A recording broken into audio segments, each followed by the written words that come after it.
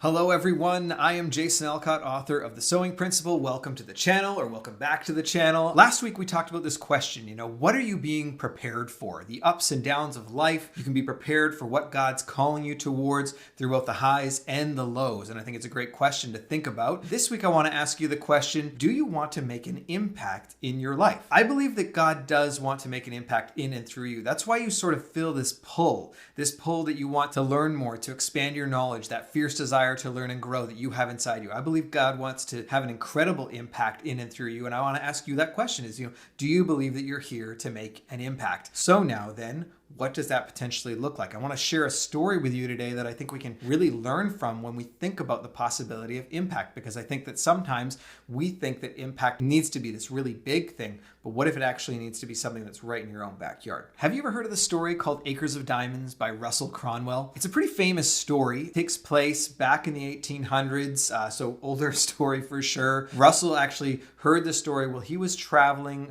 through the Middle East and Europe, going down the Euphrates and Tigris River. My understanding is the late 1800s is when he heard this story, and then he took the story called Acres of Diamonds. He came back here to North America and shared it. He shared it so many times that he was actually able to take the proceeds from sharing this story and start a university in the United States. So it's quite the story. You can look it up. You can buy the book, of course, and then of course there's opportunities to listen to the whole audiobook right here on YouTube. I've read it many times, but I listened to it again this week. It's about an hour and a half. You can listen to it. It's a great book. So the story goes that Russell's traveling there. He's going down this river, the Tigris River or the Euphrates River, and he hears this story from his guide. And the story is about a gentleman who was a wealthy landowner in Africa. He had orchards, it says, grain fields and a farm and all these things, and his family there. And one day he was visited by a priest who shared with him that, in other parts of the world, people were kind of gaining wealth through the acquisition or through finding diamonds. The gentleman, on one day he was totally content and happy with all the blessings in his life and was a fairly wealthy man, but he kind of woke up the next day and he wanted more. He wanted to have more wealth in his life. He wanted to have more so that he could, put his children on thrones and all of these different things that the priest had talked about if you could just find diamonds. And so what does he do is he sells his land, he leaves his family, and he goes off in search of diamonds. It's actually quite a sad story. He goes off in search of diamonds. He does not find them. He spends everything he has in this pursuit and ends up actually taking his own life because he's so destitute, leaving his family with nothing.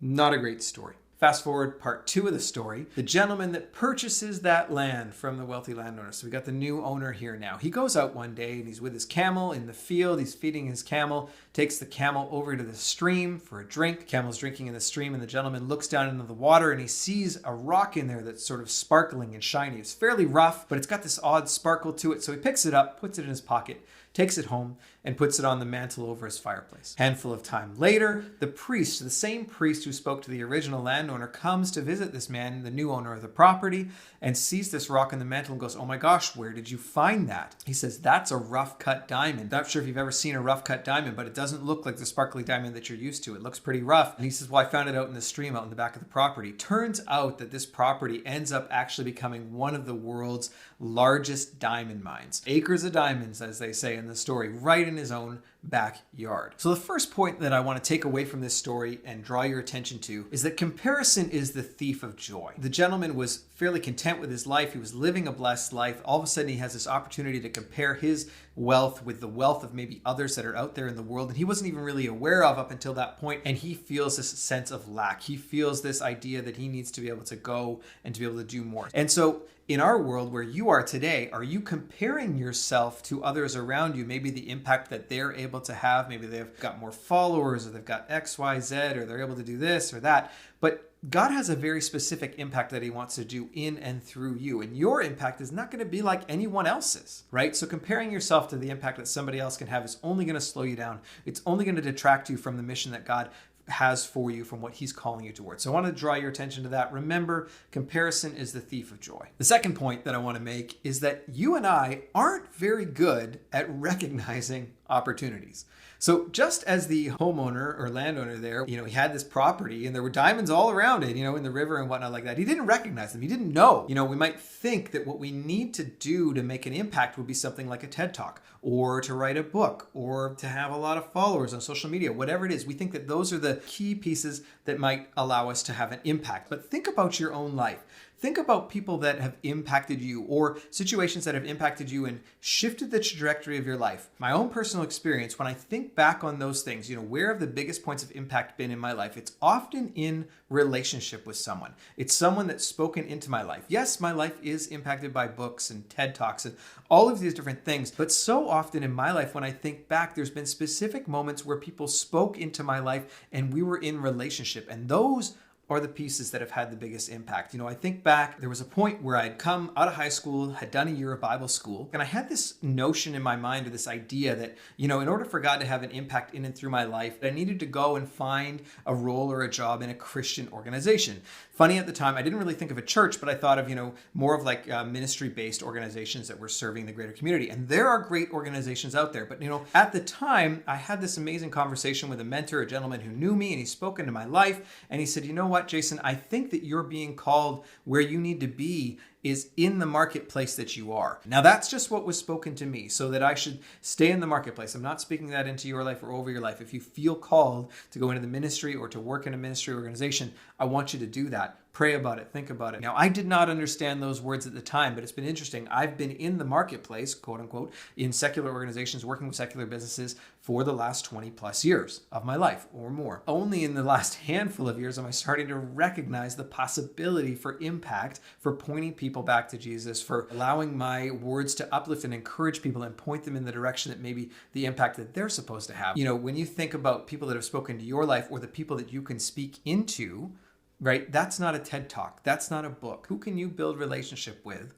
that can potentially have a significant impact on the trajectory of their life to move towards the direction that God's calling them to? That's impact. And the third point that I want to make, and this is really, the crux of the story, is that so often the opportunity that you have for impact is already within your grasp. It's already within your sphere. It's not in a distant land. It's not once you've gotten a specific degree, or you're going to have a certain amount of followers, or you're going to have to do X, Y, or Z before you can have an impact. But the reality is that the opportunity for impact is already within the relationships that you have. It's already in your backyard. There are relationships in your life right now where you're going to have the opportunity to speak positivity, be able to encourage someone in the direction that God's calling them towards, and you already have those relationships. And I think if we can start to take those pieces, build upon them in tiny, tiny steps, then all of a sudden your opportunity for impact and influence grows. And God's going to continue to speak into your life and open up more doors of opportunity as you are a good steward of the opportunities that He's already giving you. So as you look at this story and these takeaways, you're going to come across points in life where you're going to be faced with big decisions that need to be made. Do I change my field of study? Do I take this new role? Am I moving to a new location? Am I moving my family or myself because I want to pursue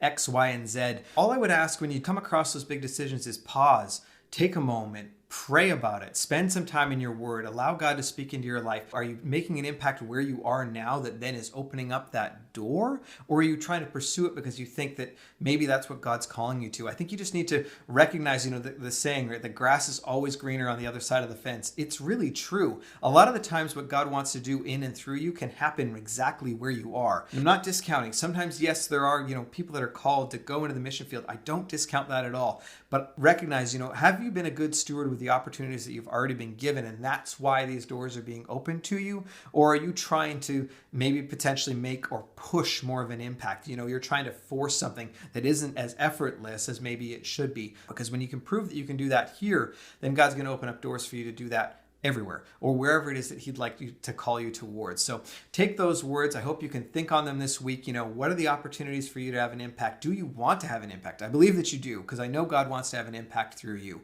Have an absolutely blessed rest of your day, and I look forward to sharing with you again next week.